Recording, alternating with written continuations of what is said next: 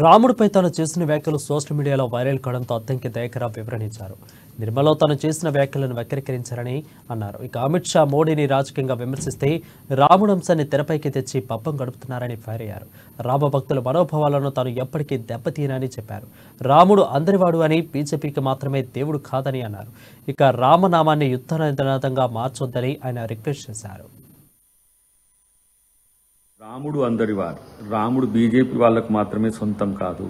అదే విషయాన్ని నేను చెప్పిన దాంట్లో చాలా స్పష్టంగా రాముణ్ణి మొక్కుడే, బీజేపీని తొక్కుడే అన్న దాన్ని కూడా పక్కన పెట్టేసిండ్రు. సో ఆ కసిని అమిత్ షాను, మోడీని రాజకీయ విమర్శలు చేస్తే అది రాముని మీదకి తెచ్చి రాజకీయ పబ్బం గడుపుకోవాలనుకుంటున్నారు.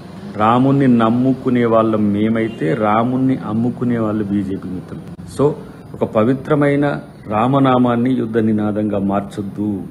ఇది ప్రపంచంలో ఉన్న రామభక్తులను వంచినట్టే అనే విషయాన్ని బీజేపీ, ఆర్ఎస్ఎస్ మిత్రులు గమనించాలని విజ్ఞప్తి. అన్నిటికంటే ముఖ్యంగా ఈరోజు రాజకీయాల కోసం మతాన్ని అసలు వాడొద్దని ఎలక్షన్ కమిషన్ చెప్తున్న వాళ్ళు పదే పదే అది వాడుతున్న పరిస్థితిని గమనించాలి. కాబట్టి రాముని